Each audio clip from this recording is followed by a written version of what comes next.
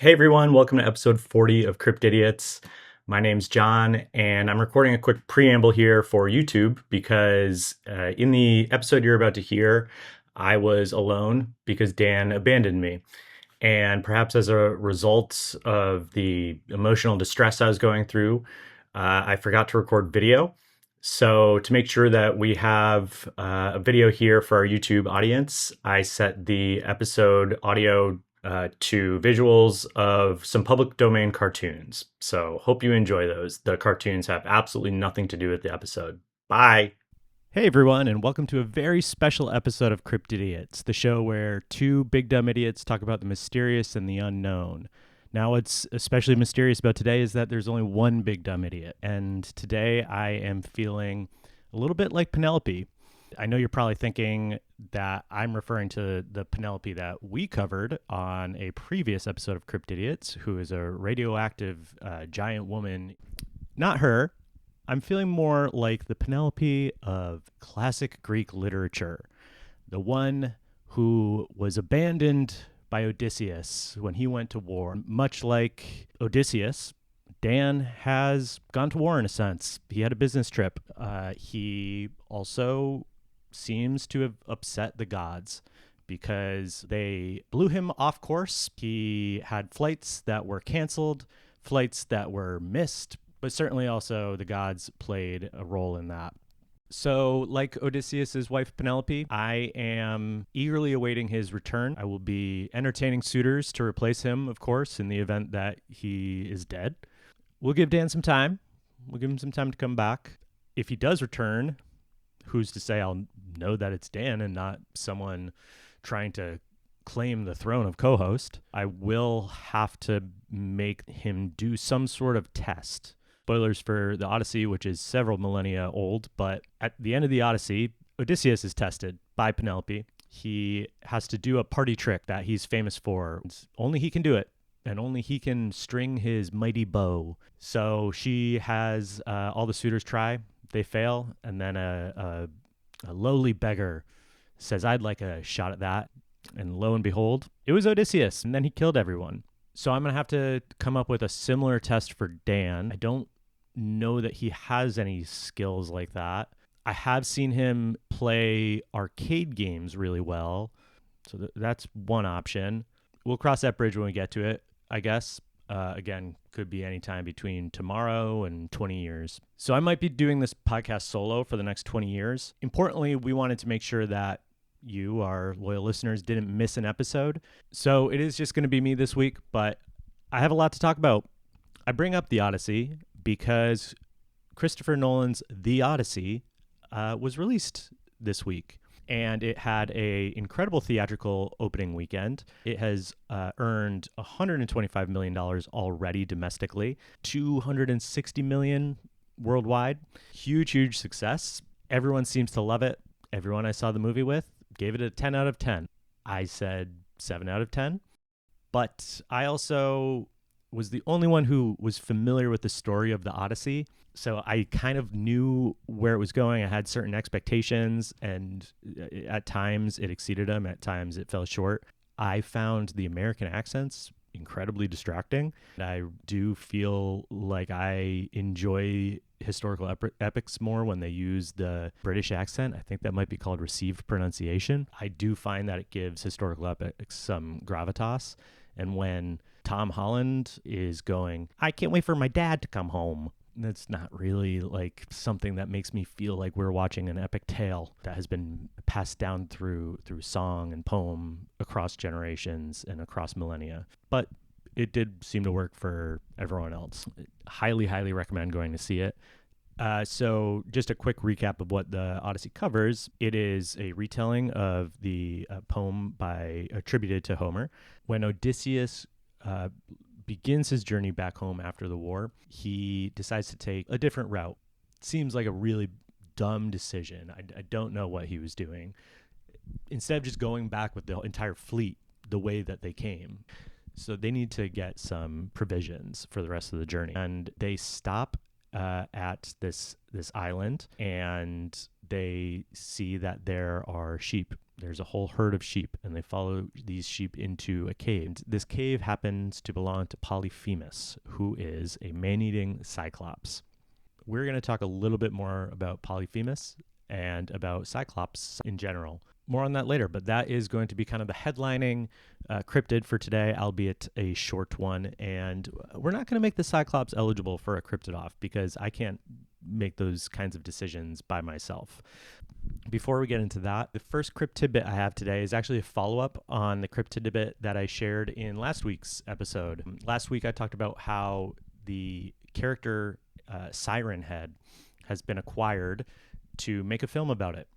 This is a creature who has sirens for a head, and he's super tall. The artist, Trevor Henderson, who is known for making unique horror creatures, he continues to build on his success because he just got a deal from TriStar, who has bought the rights to Cartoon Cat. That is the name of this character that Trevor came up with.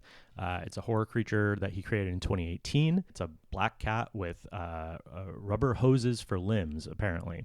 And in terms of the lore behind it, what I've found is that it's described as an ancient hollow rot that uses the collective human awareness and memories of old cartoons as a passageway to manifest into reality and wreak havoc.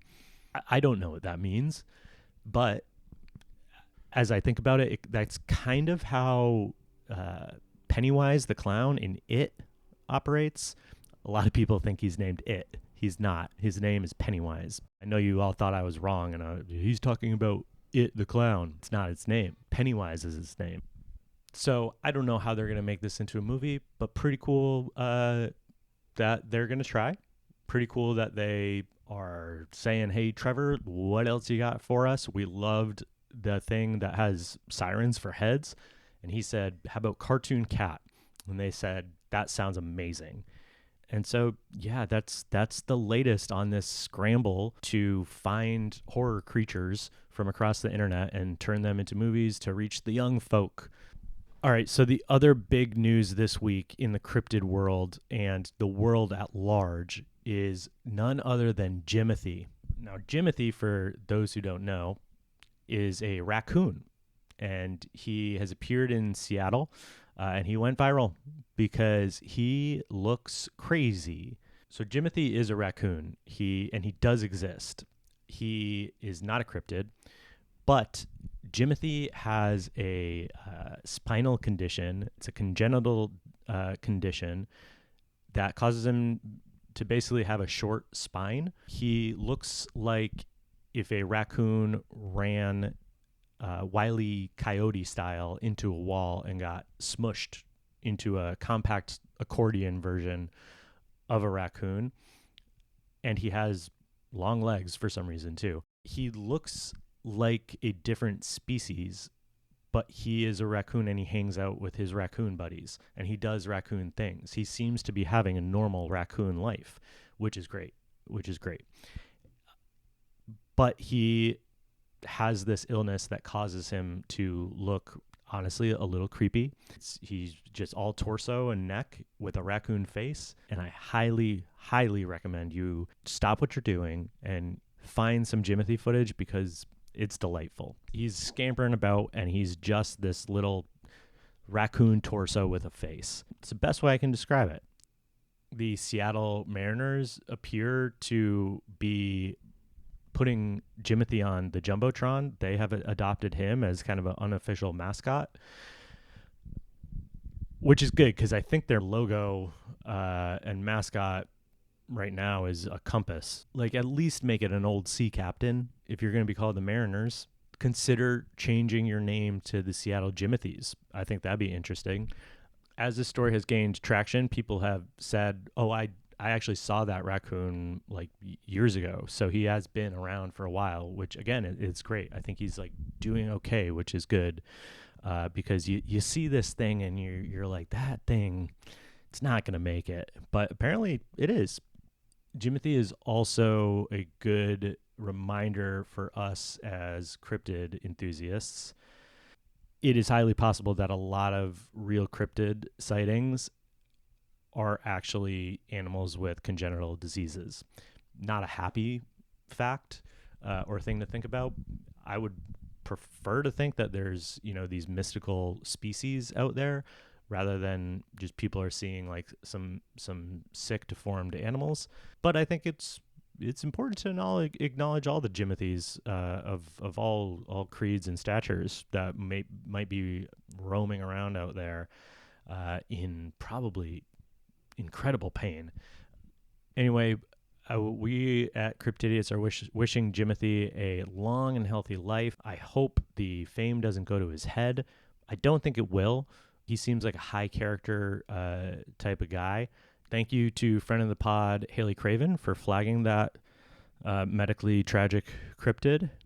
So let's talk about the Odyssey a little bit more and about Cyclops and specifically Polyphemus. The Cyclops, that's his name in the Odyssey. Cyclops are a species, and this is one of them. So Polyphemus is the one who appears in the cave that Odysseus and his men have followed the sheep into. Once they're in the cave, they can't escape. Polyphemus has moved a gigantic stone into the front of the cave, blocking the exit. They need to make sure that he moves the stone so that they can escape before they try and kill him. They end up poking his eye out, which obviously makes him go crazy. In the movie, they make their daring escape then and just barely make it to the boat as Polyphemus blindly chases them. In the original poem, Odysseus had talked to Polyphemus prior to poking his eye out and said that his name was Nobody. So when his eye gets poked out, he screams for his brothers to come help. And he's like, help, help, nobody hurt me. And then Odysseus is laughing his ass off at his own joke at that point. So they escape, but Odysseus is such a little shit that he has to turn around and tell him his real name. In case Polyphemus didn't get the joke or something, he wanted like credit for like, hey, actually I was doing something clever. My name is Odysseus and I'm from Ithaca. What Odysseus didn't know is that Polyphemus is the son of Poseidon. And I think that's a little bit of a Jimothy situation where Poseidon was like, "Ooh, what was that thing?" and probably didn't love him the way that a Cyclops deserves to be loved. So Polyphemus, once he hears Odysseus's name, then cries out to Poseidon and asks his father to curse Odysseus and his journey home. And Poseidon is, I think, feeling guilty about not playing catch with Polyphemus as much as maybe he should have growing up. And so he says, sure, yeah, I can do that. I can curse these guys. So other stuff happens, but the important thing, again, to us is the cryptids. And there's a lot of cryptids in the Odyssey, most notably the Cyclops. Now, the Cyclops, as it was shot in the Odyssey, is pretty cool. It looks cool. The eye does look like a different part of human anatomy. You see it right away. It's really unavoidable. That was an interesting design choice, I thought. Instead of making it computer generated, which most movies would do because it's a cheap and at this point fairly easy option, they made like a 60-foot tall animatronic puppet. This like 60-foot contraption that looks like the Cyclops. It's not green screen. It is played by a puppeteer. Bill Irwin is the name of the puppeteer. So really cool that we got puppets, out there on set instead of green screens and tennis balls. So Polyphemus is just one of a race of Cyclops in the Odyssey. Cyclops comes from a Greek word that means round-eyed. So again, the anatomical construction of the Cyclops in the Odyssey maybe doesn't track with that, but we can all take artistic liberties, I guess. Cyclops in mythology tend to be blacksmiths or shepherds or builders. Cyclops apparently forged Zeus's thunderbolts, as well as Poseidon's trident, as well as Hades' kind of like invisibility shield, which I didn't know he had, but apparently he does. So again, I'm not going to do a cryptid off for the Cyclops, but I will kind of run through the rankings a little bit. So Polyphemus, his fright level and gruesomeness is probably like a 9 out of 10. It's scary for like the danger aspect of it. It's scary because his eye looks like a vagina. It's scary because he's huge and he's ugly. I'm sorry, but he is. So 9 out of 10 for fright level. Power, this is probably an 8. I mean, he is super strong. He rolls that rock around like it's nothing. And then he has a really powerful dad. So he was able to curse Odysseus. That's pretty powerful. We'll give it an 8 out of 10. Only knocking him a little bit because it's not technically his power. Chaos level, I don't know. Like Odysseus is the one who's a 10 out of 10 chaos level. The man is just wreaking havoc wherever he goes. How good is its name? Polyphemus, not a good name. It doesn't roll off the tongue. It sounds like plastic that my gym t-shirts are made out of. I don't like it. Name for the Cyclops, I'm actually going to give it like a 2 out of 10 for Polyphemus specifically. Hotness, if you're another Cyclops, I don't know. Why am I doing this category? Dan's not here. Never mind. Would I get a beer with Polyphemus? 1,000. I don't think he's a bad guy. I think he would maybe be a cool hang. Who would play him in a movie? I mean, this seems a little bit redundant. I don't want to suggest that we need to recast Bill Irwin. But if we're doing a sequel, maybe someone like Dave Bautista. So there you have it. That's the Cyclops, that's Polyphemus, and that's the Odyssey. I definitely recommend going out and seeing it. It is a long movie that moves along fast because stuff is happening. Honestly, I didn't love the performances, I didn't love the script, and I didn't love all of the photography. I did find that its eventual themes coalesced into a message that I found quite moving. Christopher Nolan, if there's one thing that he likes to do, it's tell you what his movies are about in the movie. So there is no, speculation about what the themes are here. He tells you. People are loving it. Again, 95% on Rotten Tomatoes. Incredibly successful opening weekend. And just really cool to have both, Cartoon Cat out there as a movie that's going to be made, but then also see that we are still interested in stories that have been told for over 3,000 years. There's something kind of magical about going to the movie theater and knowing that this is a story that has been told and enjoyed for generations and at such a incredible scale with huge stars. And while it's a 7 out of 10 for me, I do think it is a great accomplishment. And I don't know why I'm feeling like I need to compliment it. I think Chris is fine no matter what I think. So whatever. I just think that listeners out there, you're going to enjoy the Odyssey. You're going to enjoy Polyphemus. He is really a breakthrough star. Thank you so much for listening to this solo episode of the podcast. Hopefully Dan is back next week. But again, the gods have blown his ship adrift for his transgressions. Until then, please like and subscribe. I think it would be a great gift for Dan once he returns from his 7 years on an island making love to Calypso. When he gets back, it would be really nice to see some more subscribers and some more likes, especially if it was because of me doing a solo episode. That would be really funny to me. Go see Jimothy online. Go see the Odyssey in theaters. And I will leave you with some words from Homer himself, the original author of the Odyssey. There is a time for many words, and there is also a time for sleep. I think that's a good note to end the podcast on tonight. 1, 2, thanks. 3, love you. 4, bye.